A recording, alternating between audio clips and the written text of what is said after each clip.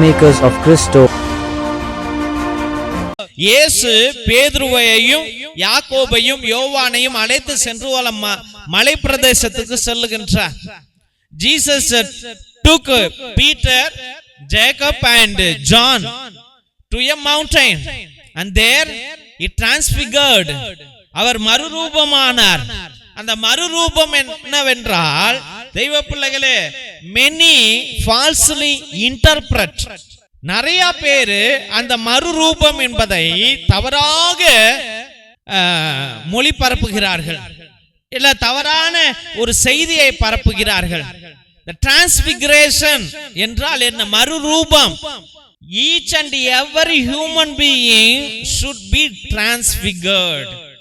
எல்லா ஜீவன்களும், எல்லா மனித ஜீவன்களும் இந்த மறுரூபம் அடைய வேண்டும். அந்த மறுரூபம் என்பது என்ன? உச்சக்கட்ட இறை அனுபவம். உச்சக்கட்ட இறை அனுபவம்.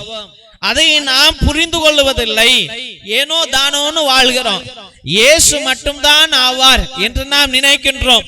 இல்ல, இயேசுவால் நாமும் ஆவோம் என்பதை நினைப்பதில்லை தெய்வ பிள்ளைகளே. What is this transfiguration? It is not only Jesus getting transfigured, each and every human being should be transfigured. What is transfiguration?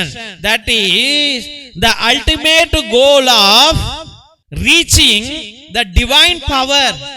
The ultimate of each person should reach the ultimate goal of divine power, the divine energy. அப்ப உனக்கும் எனக்கும் அந்த சக்தியை ஆண்டவர் கொடுத்திருக்கிறார்.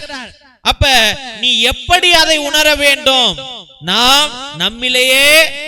நாம் நம்மை உருவாக்கி நம்மிலேயே நமக்குள்ளாய் நாம் உட்கார்ந்து, you should understand, you should sit within yourself. நல்லா புரிஞ்சுக்கங்க. You should sit within yourself. சும்மா உட்கார்ந்து மனமெல்லாம் அங்கி இங்கு திரிகிறது கிடையாது. We should not scatter our thoughts and sit in prayer. We should sit in prayer within ourselves. Sit on the earth and sit within yourself. அப்ப நீ உனக்குள்ளாய் நீயே உட்கார்ந்து இறைவனை பற்றி தியானிக்கையிலே, நம்மை படைத்தவரை பற்றி தியானிக்கையிலே, நம்ம வாழ்கிறவரை பற்றி தியானிக்கையிலே, நமக்குள்ளாய் பேசுகிறவரை பற்றி தியானிக்கையிலே, அவர் நம்முள்ளாய் வாழ்ந்து கொண்டிருக்கிறார் என்பதை தியானிக்கையிலே, you will reach the ultimate goal of divine power. அந்த இறை அனுபவத்தை உன்னால் அடைய முடியும் தெய்வ பிள்ளைகளே. அதைதான் பேதுருவும் யாக்கோபும் யோவானும் காண்கிறார்கள். அப்ப அந்த அல்டிமேட் கோலை நம்ம அடையும் பொழுது இறை அனுபவத்தை நாம் பெறுகிறோம். அப்ப இந்த இறை அனுபவத்தை நாம் பெறுகையிலே நாம் புனித படைப்புகளாக, புதிய படைப்புகளாக மாறுகின்றோம். அப்ப உன்னால் கூட பல அற்புதங்களை செய்ய முடியும். அதற்கு என்னைக்காவது நாம் முயற்சி எடுத்திருக்கின்றோமா? இயேசுநாதர் அந்த மலை உச்சிக்கு சென்றார் என்றால், மலை உச்சி, அந்த மண்டையினுடைய உச்சிக்கு செல்ல வேண்டும். மண்டை உச்சிக்கு சென்று உன்னிலேயே அந்த படைத்தவரை காண வேண்டும். அந்த படைத்தவர் சர்வ வல்லவர், சர்வத்தையும் உருவாக்கியவர். Sit in the presence of the Lord and bring the God's power on the top of your head, and bring the Creator to the top of the head, and adore him and worship him and praise him. He is a mighty, powerful, living God, ever living God. He is our Savior, he is our Redeemer, he is with us. You have to ponder over him, you have to meditate and realize his power. Realize his power. He is ultimately living in us, my dear friends. அவர் நம்மளோடு வாழ்ந்து கொண்டிருக்கின்றார் என்பதை நாம் உணரும் பொழுது நாமும் இறை பிள்ளைகளாக மாறுகின்றோம். நம்ம இந்த பாசத்துக்கு போறோம், பாவங்க மன்னிப்பு, நான் இறை பிள்ளை ஆயிருவேன் கிடையாது. 4 பேருக்கு சோறு போடுற உடனே நான் இறை பிள்ளை ஆயிடுறேன், அதுவும் கிடையாது. இல்ல 4 பேருக்கு உதவி பண்றேன், ஒரு 5 ரூபா 10 ரூபா 500 ரூபா 1000 ரூபா கொடுக்கற, அப்ப நான் இறை பிள்ளை ஆயிடுறேன், அதுவும் கிடையாது. So whatever you do, to the earthly things, you cannot become children of God. Maybe it may reduce your punishment.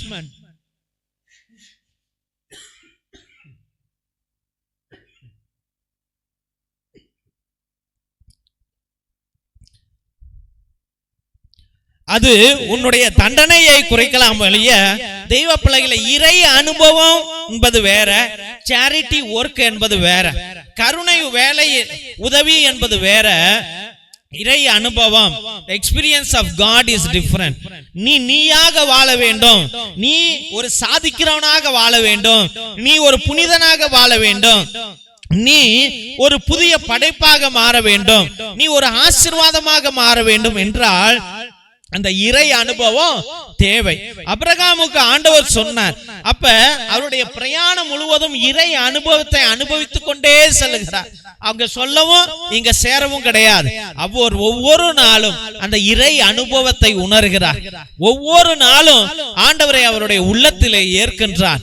அதனால ஏகப்பட்ட பிள்ளைகள் சும்மா 1 மணி நேரம் ஜெபிச்சா போதுமா, அரை மணி நேரம் ஜெபிச்சா, ஒரு ஜெபமால சொன்னா, ஒரு பூசைக்கு போனா இந்த ஜெபம் போதுமா என்று நீ நினைக்கின்றாய். அதெல்லாம் போதாது தெய்வ பிள்ளைகளே. You should become God. நீ இறைவனாக மாற வேண்டும். நீ இறைவனாக என்றால் ஆதாம் ஏவாவுக்கு போவாதீங்க, அவங்க இறைவனா மாற முடியாது, நம்மளும் இறைவனா மாற முடியாது. ஆனால் நாம் we are to become angels. We have to become angels. We should keep on trying. We see in the Bible, Abraham was instructed by the Lord. God appeared to him. God gave appearance to him and he asked him to go to the Canaan. And throughout his journey, he was experiencing God. In your life also, you should daily experience the Lord. Is it enough just to recite a rosary? No, it is not enough. Is it enough to feed 4 or 5 people and do some charitable work? No, it's not enough. You cannot become children of God. Is it enough just to make confession to become children of God? No, it's not enough. You cannot become children of God by making a confession. It's all only church guides you to become holy. But what is an ultimate goal of you on this year? To experience the Lord in your day-to-day life. In your daily life, you should experience Him. Experience Him. Experience Him. அதுதான் நாம் அன்று பார்க்கிறோம். யாக்கோபும் பேதுருவும் யோவானும் சொல்லுகிறார்கள், இங்கேயே இந்த இறை பிரசன்னத்திலேயே ஒரு கூடாரத்தை அமைப்போமா என்றால் அது கூடாரம் போட்டுக்கிட்டு அங்கேயே இருக்கிறது இல்ல. The God experience is not just living in the tent. அது வரும் போகும், வரும் போகும், வரும் போகும். ஆனால் அது எப்பொழுது நிரந்தரமாக இருக்கும்? கடவுள்கிட்டயே இயேசுநாதர்கிட்டயே அந்த பிரகாசமான மறுரூபம் நின்று போகவில்லை தெய்வ பிள்ளைகளே. அது கடவுளுடைய சித்தம். It's the will of the Lord. But what is important is that you should experience God. You should experience God, not the quality of the God. கடவுளுடைய குவாலிட்டியை நம்ம எக்ஸ்பீரியன்ஸ் அனுபவிக்க கூடாது, கடவுளையே அனுபவிக்கணும் தெய்வ பிள்ளைகளே. அவர் கருணையை நான் அனுபவிக்கிறேன், அவர் அன்பை அனுபவிக்கிறேன், இதெல்லாம் அப்பார்ட், இதெல்லாம் அப்புறமேட்டுக்கு.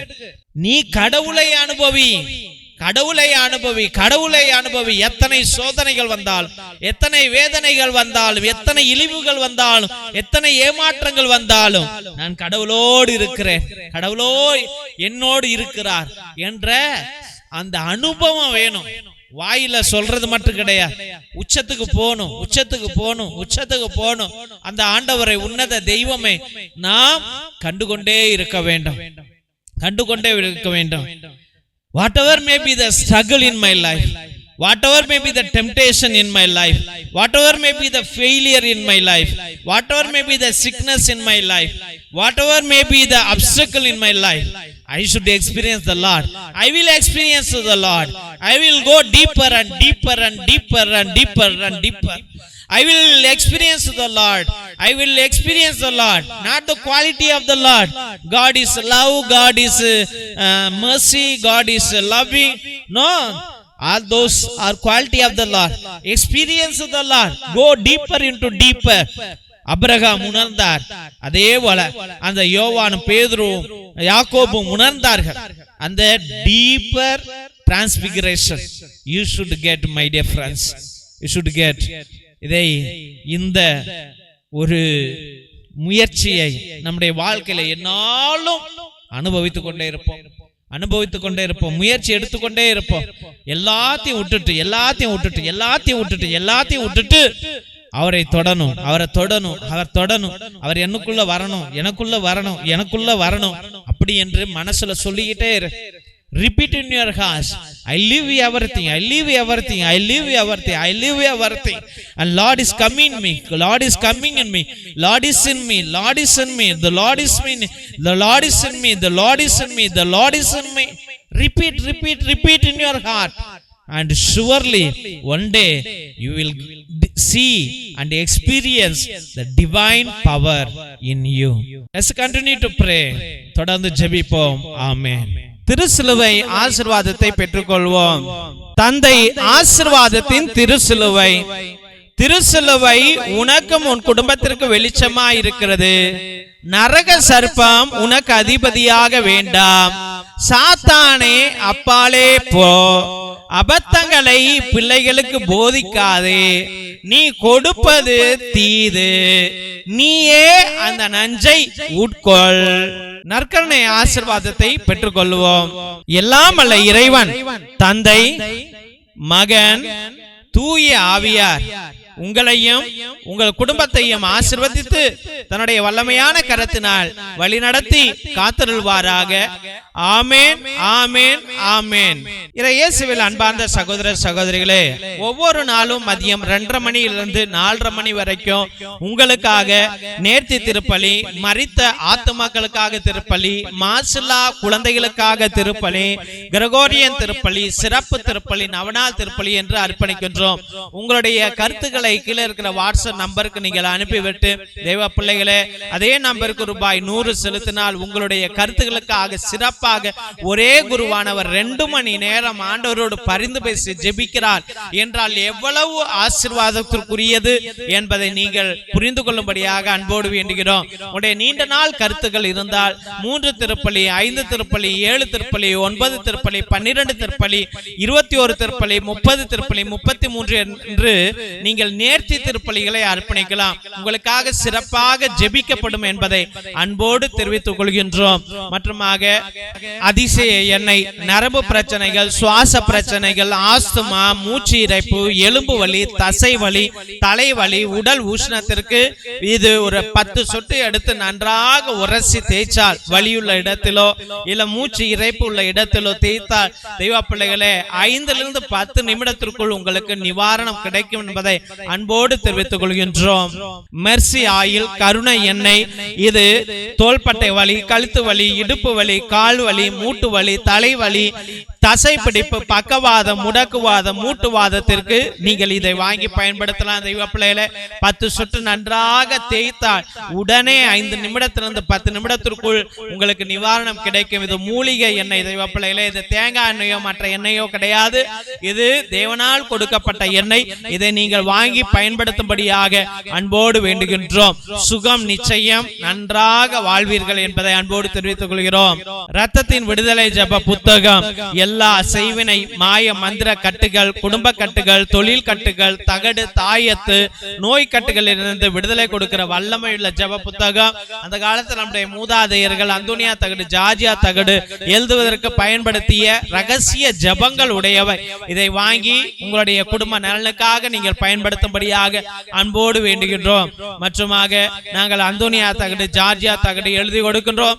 அதையும் நீங்கள் வாங்கி உங்களுடைய தொழில் வளர்ச்சிக்காகவும் குடும்ப நலனத்திற்காகவும் நீங்கள் செவ்வாய் வெள்ளியில சாம்பிராணி போட்டு நீங்கள் பயன்படுத்திக் கொள்ளலாம் என்பதை அன்போடு தெரிவித்துக் கொள்கின்றோம்.